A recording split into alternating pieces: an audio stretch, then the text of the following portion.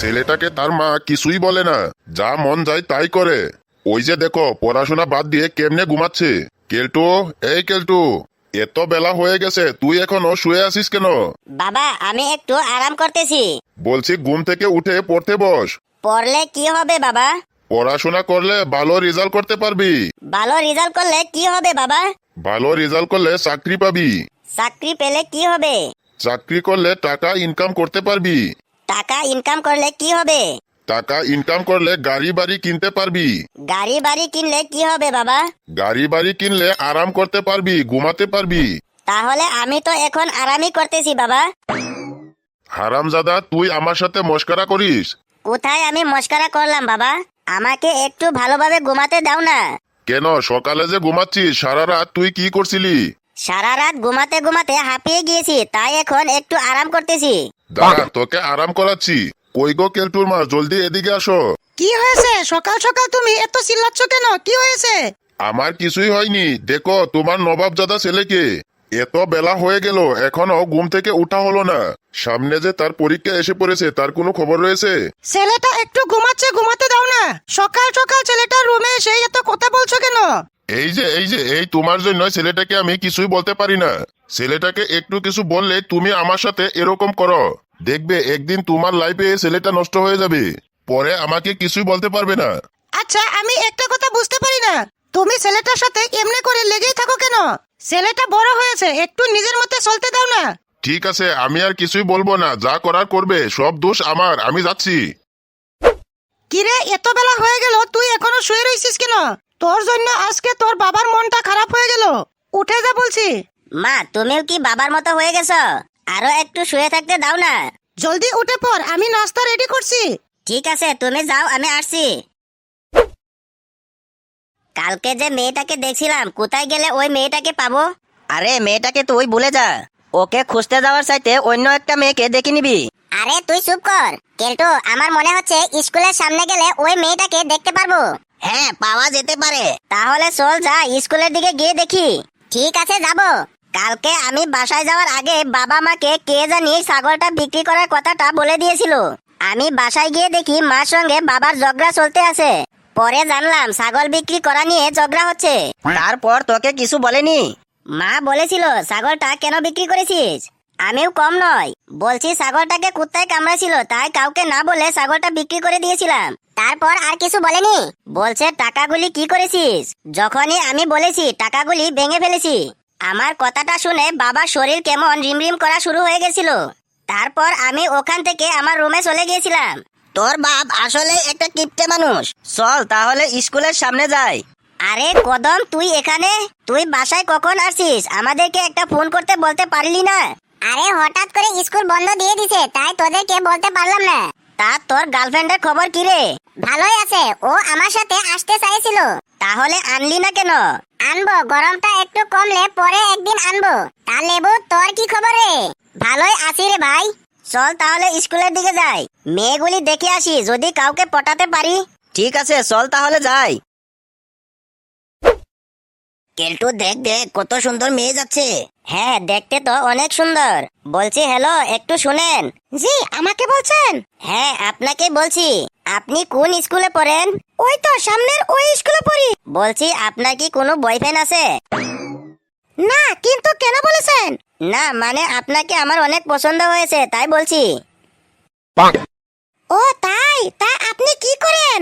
এখনো কিছুই করি নাই, বাবার হোটেলে বসে বসে খাই। আচ্ছা ঠিক আছে, আপনার সাথে আমার কিছু কথা আছে।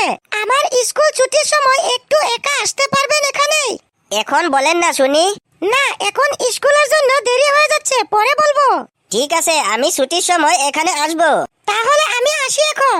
আচ্ছা যান তাহলে। দুষ্টু একটা। কিরে বন্ধু, মেয়ে তো পটে গেছে। কেলটু চল, পার্টি দিবি আজকে। ঠিক আছে চল তাহলে, পার্টি দিব। দাদা আমাদের জন্য খাবার নিয়ে আসুন। অনেক দিনে কেলটুর মনের আশা পূরণ হতে যাচ্ছে। কেলটুর গার্লফ্রেন্ড হবে, কিন্তু মেয়েটার নামটা তো জিজ্ঞাসা করলি না। হ্যাঁ তাই তো, মেয়েটার নামটাই তো জানতে পারলাম না। থাক, পরে জেনে নিব। বন্ধু, ওর পাশের মেয়েটার সাথে আমার একটু সেটিং করে দিবি ভাই। আরে পটলা, আগে আমারটা বানিয়ে নে, তারপরে দেখবো। আমাদের স্কুলে অনেক সুন্দর সুন্দর মেয়ে আছে, ওখান থেকে কারোর সাথে তোর সেটিং করে দিব। তাই নাকি বন্ধু? তাহলে আমাকেও একটা সেটিং করে দিবি ভাই, একা একা থাকতে আর ভালো লাগে না। আরে ভাই, তুই একা আছিস, অনেক ভালো আছিস। একবার প্রেমে পড়ে গেলে অনেক কষ্ট করতে হয়, নিজের ইচ্ছে মতে কিছুই করতে পারবি না। বর্তমানে প্রেম করা আর বিষাক্ত সাপের সামনে গিয়ে বলা আমাকে কামড় দে, আমাকে কামড় দে। তাহলে তুই কেন প্রেম করিস? আমি এত কিছু বুঝি না, আমাকে একটা সেটিং করে দিবি বাস। ঠিক আছে ভাই, তোর যদি এত সাপের কামড় খেতে মন চাইছে তাহলে আমি সেটিং করে দিব। আমাকে কিন্তু ট্রিট দিতে হবে, না হলে সেটিং করে দিব না। ঠিক আছে, তোকে ট্রিট দিব। কদম, আমাকে একটু শিখিয়ে দে না, কিভাবে বললে মেয়েটা পটে যাবে। আমার মনের মধ্যে কেমন জানি করতেছে রে। আরে আমি মেয়েটার কথা শুনে বুঝে গেছি, তোর আর কিছুই করতে হবে না, মেয়েটা এমনিই পটে যাবে। তুই কথা বলার সময় একটু মনের মধ্যে সাহস নিয়ে কথা বলবি, তাহলেই হয়ে যাবে। তাহলে আমি এখনই যাই, ওখানে গিয়ে অপেক্ষা করি, যদি স্কুল ছুটি দিয়ে দেয়। দেরি হলে পরে কিছুই হবে না।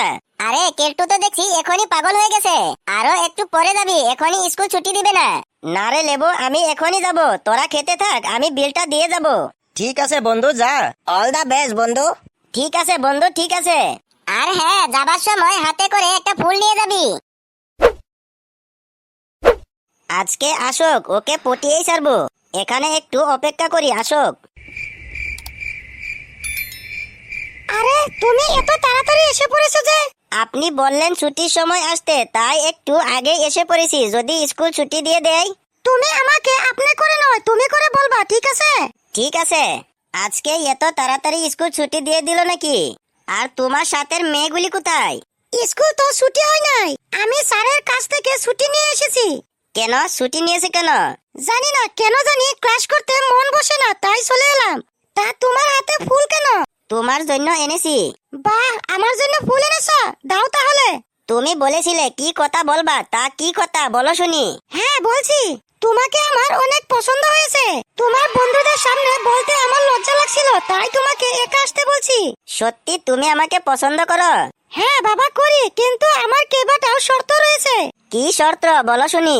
আমাকে পেতে হলে তোমার কিছু একটা করতে হবে। কি করতে হবে বলো শুনি। টাকা ইনকাম করতে হবে, আমাকে কিন্তু তাড়াতাড়ি বিয়ে করতে হবে। ঠিক আছে ঠিক আছে, তাহলে আমি তাই করব। চলো না তাহলে আমরা কিছু একটা কিনে খাই। না আজকে না, অন্যদিন। তোমার নামটাই তো জানতে পারলাম না, নামটা একটু বলো শুনি। একটু বলবো কেন, পুরাটাই বলবো। ও সরি, তোমার সাথে মজা করছি। আমার নাম হলো চম্পা, তোমার নামটা কি বলো? আমার নাম কেলটু। অনেক সুন্দর নাম তোমার। আর শোনো, তোমার কিন্তু তাড়াতাড়ি কিছু একটা করতে হবে। ঠিক আছে তাই করব, আমি আজকেই মাকে তোমার কথা বলবো। ঠিক আছে বলবা। তোমার মুখের আওয়াজটা অনেক ভালো লাগে। যা দুষ্টু একটা, তোমাদের বাসায় আমাকে কবে নিবা? তোমার বাসায় কে কে থাকে? মা বাবা আমি, আমরা তিনজনই থাকি। আমারও ঠিক তোমার মতোই। ও আচ্ছা, তাহলে তো ভালোই হলো। ঠিক আছে, আমি এখন বাসায় যাই, কালকে দেখা করব। আরে একটু কথা বলতে থাকো না, তোমার সাথে কথা বলে অনেক ভালো লাগছে। আমারও অনেক ভালো লাগছে।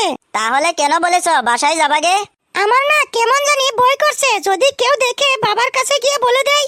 আরে কেউ দেখবে না আমাদেরকে, চলো না আমরা ফুচকা খেতে খেতে কথা বলি। ঠিক আছে, তুমি যা ভালো বুঝো তাই করো। তাহলে চলো যাই।